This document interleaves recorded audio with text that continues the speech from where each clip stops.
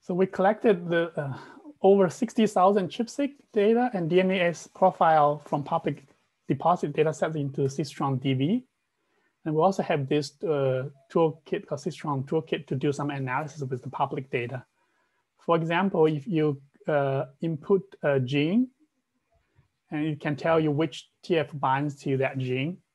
And if an genomic interval, it will tell you what transcription factors may bind to your interval here. And lastly, if you input the pick set, it will output what factors from the public data sets have a significant binding overlap with your pick set. And this is implemented by a tool called Giggle. So Giggle is doing something like BAT tools intersect if you are familiar with BAT tools, but it's much faster when the data are big.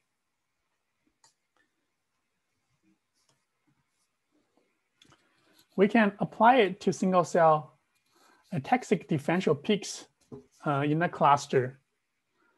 So for example, after you do differential peaks for each cluster, you get a differential peak set. And now you can use the scStrong-DB toolkit to find which transcription factors may bind to those peaks. Right. For example, in this example here, so the x-axis is the different transcription factors, and the y-axis is the peak set overlap score here. So, and each dot here is different experiments, because for the same transcription factor, there could be multiple labs generated the same TF Chip-seq. And also, in addition, many TF families, for example, you can have the STAT1, 2, 3, and they have all similar binding motif and peaks, and they can overlap with each other. So to tease out which TF is functioning in a cluster, we can also check the expression level for that particular TF. And you want that transcription factor to have high expression as well as high overlapping score. Okay, this is another Zoom pool here. So first question is, what are the challenges with this single cell ATAC-seq count matrix? One is it's very sparse. Second is there's no UMI. Which one?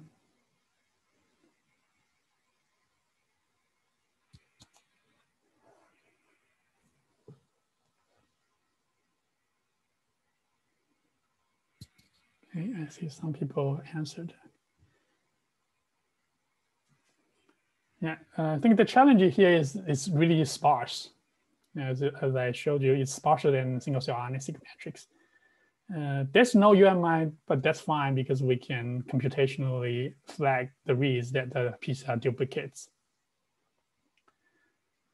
And the second question is, what could be the issues using the peaks called from all cells? Number one is peaks in a rare cell type can be missed. Number two is the clustering will miss the rare population.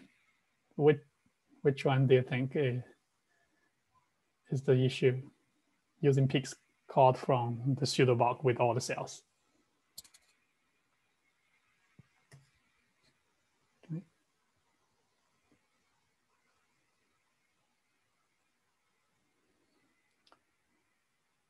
Yeah, the answer is number one, because the rare cell type can get diluted when you call peaks from all the cells. But very interesting, the clustering will not miss those smaller clusters, as I showed you before in one of the UMAP. Those clusters, they still get captured. Even some rare peaks are missed, because there's still a small percentage of those peaks will be called, and that is enough to separate them from other clusters. But if you really want to get the differential peak or this rare cluster specific peaks, you want to call peaks again within each cluster.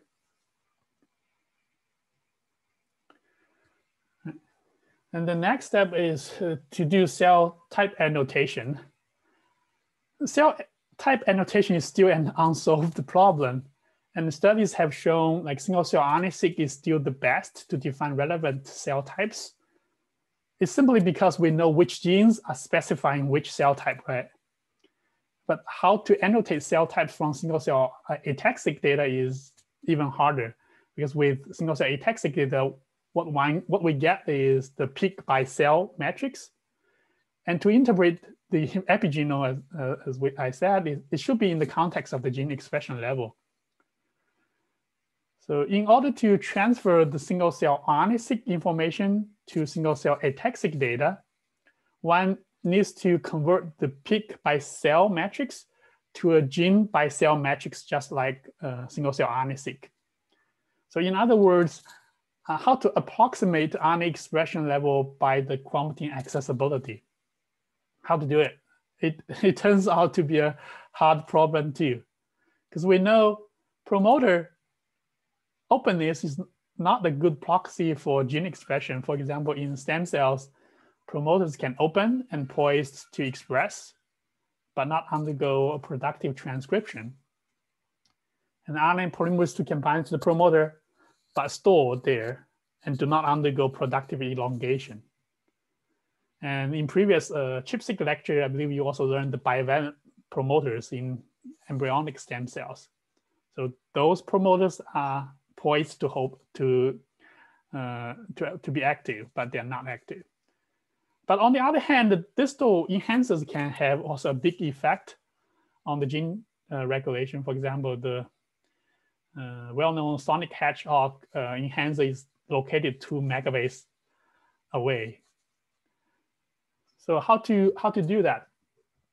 So in Maestro, we implemented this regulatory potential score to model the gene activity score from the peaks.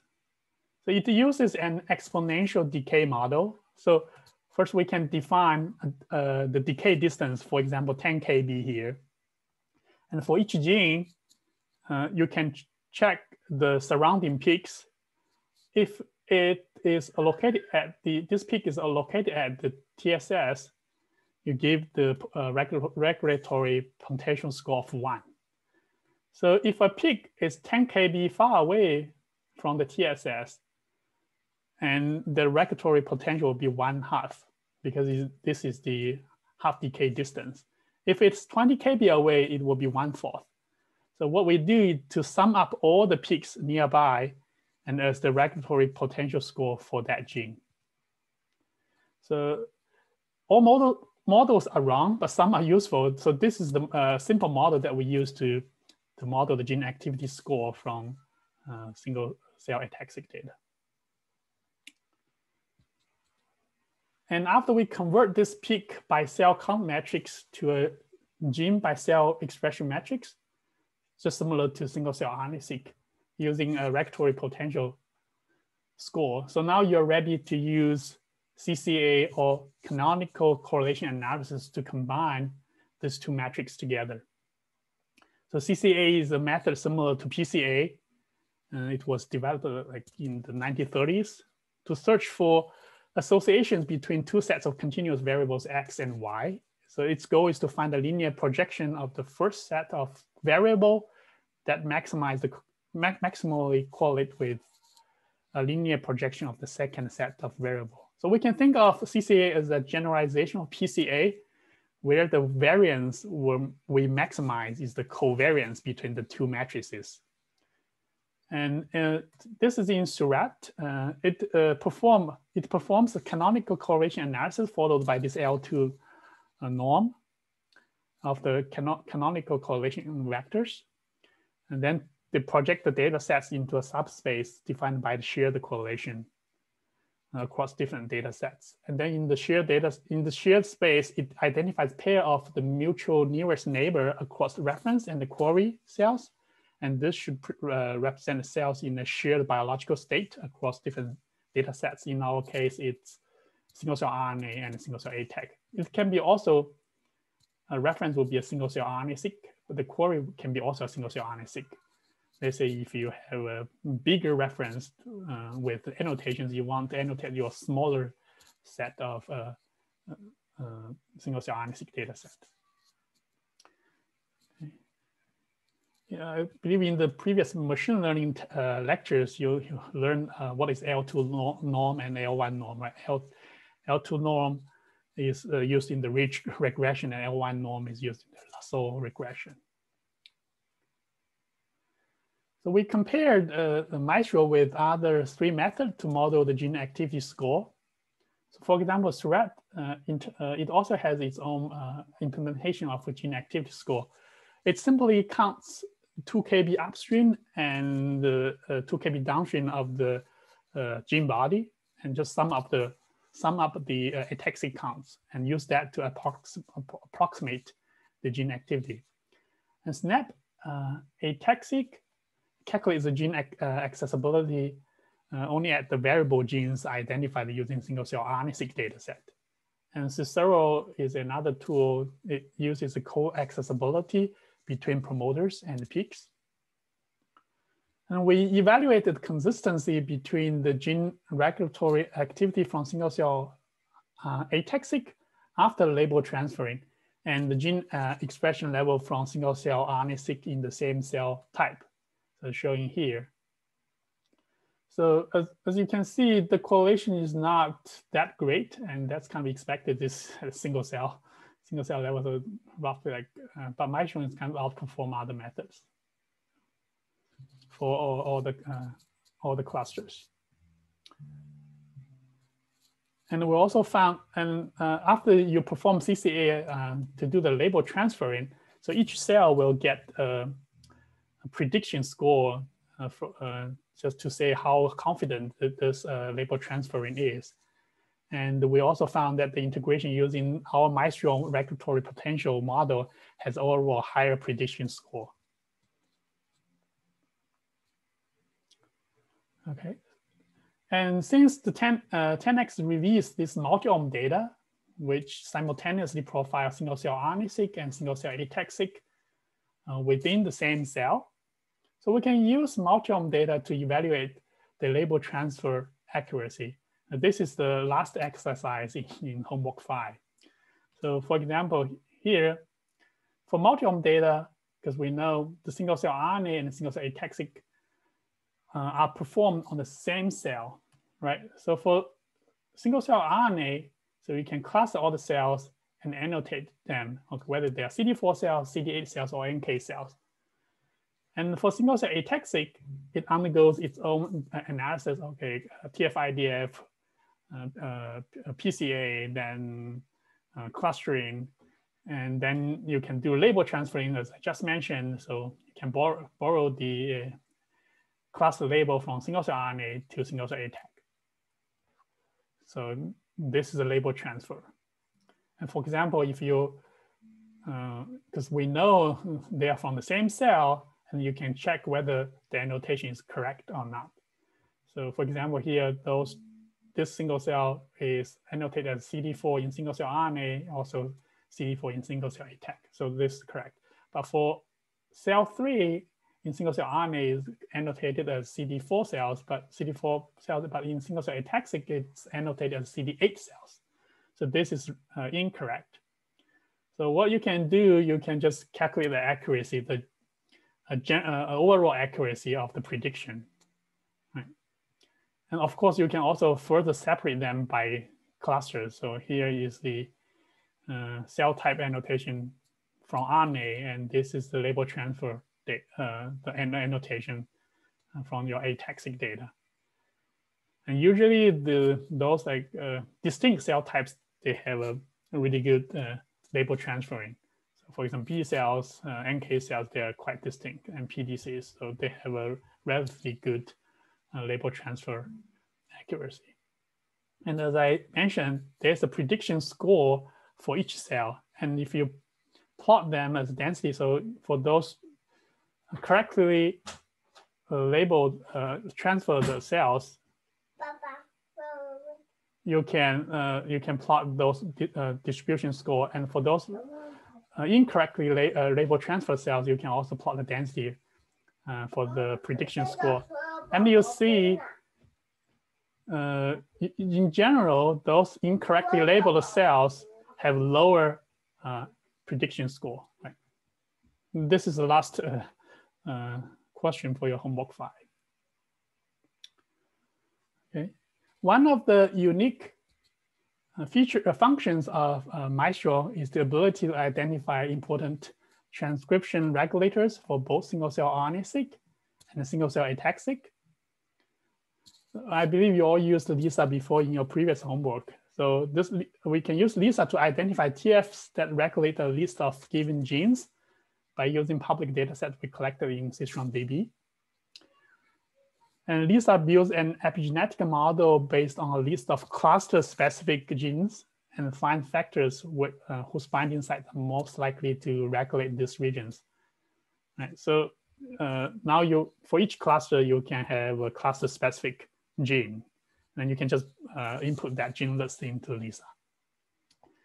And to predict the driver regulators from single-cell ATAC-seq data, as I mentioned, Maestro can identify the transcription regulators using public available Chip-seq data that are enriched in the cluster-specific ATAC-seq, single-cell ATAC-seq peaks. So you may notice that for single-cell RNA-seq, you can directly color the transcription factors with its expression level.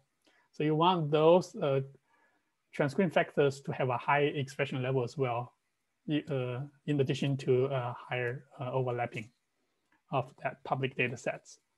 And for single-cell ATAC-seq, because we don't have the expression data, and we can use the regulatory potential score to approximate the gene activity, the gene expression level of that transcription factor.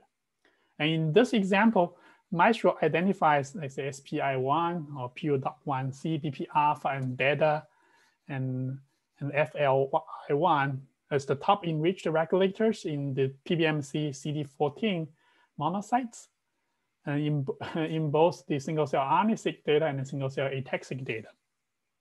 So that shows at least is consistent from two different data sets of the same cell type. They are highly concordant, which gives you some confidence of the prediction. Okay. And this is a summary of single-cell ATAC-seq analysis. So first, we need to do read mapping using whatever the best alignment that you want. We use Minimap2 in Maestro, and then do a peak calling after aggregating all the cells together.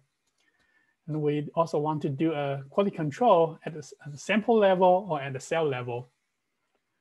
Then we generate this peak by cell count matrix, which is really sparse and give us some challenges.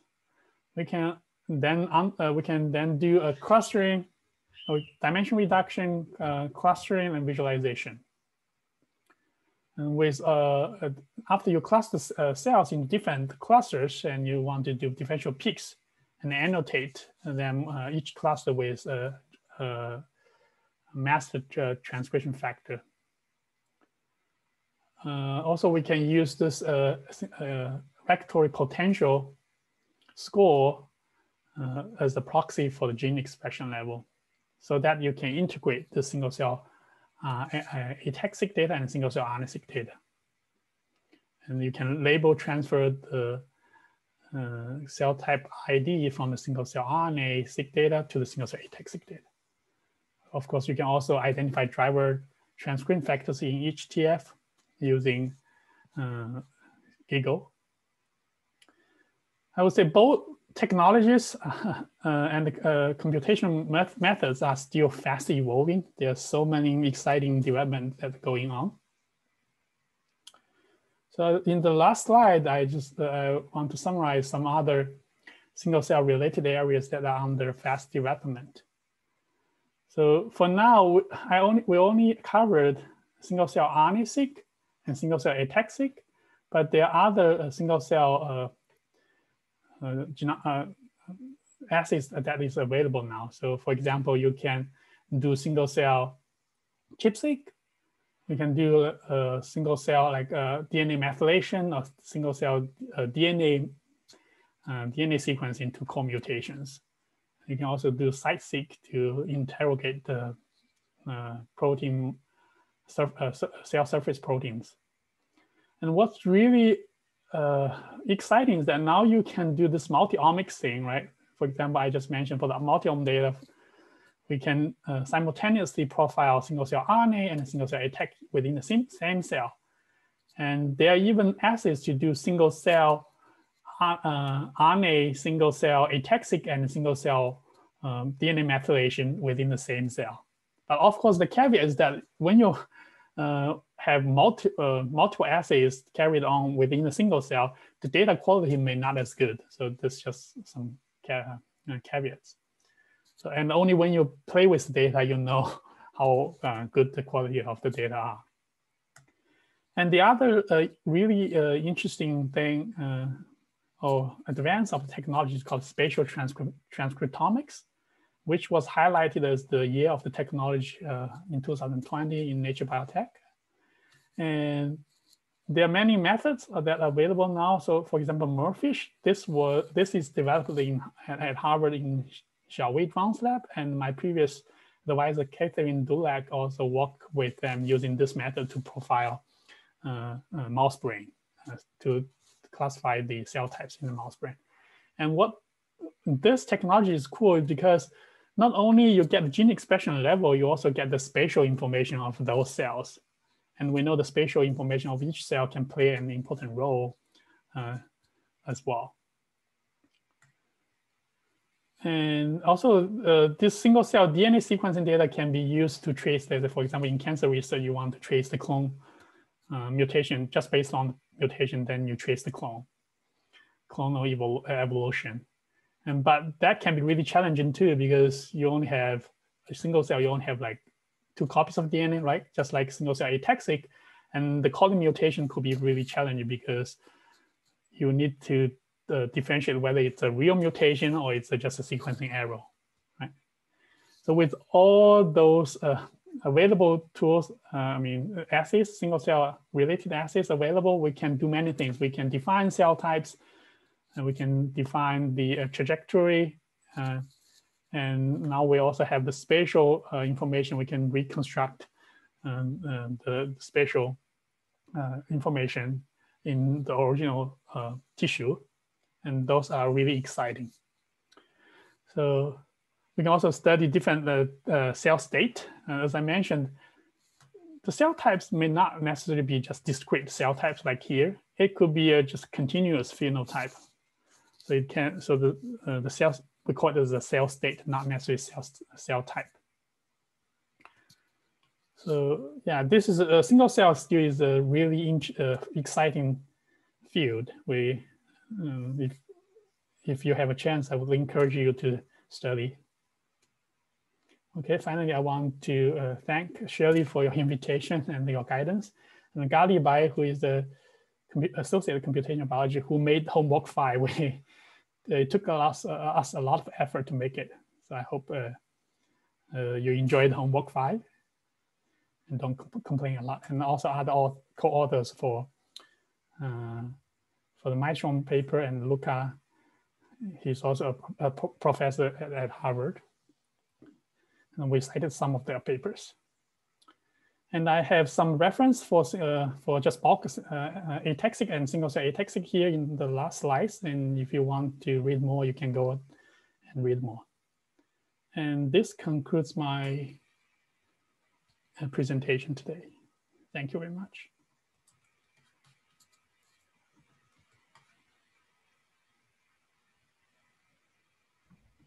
Thank you.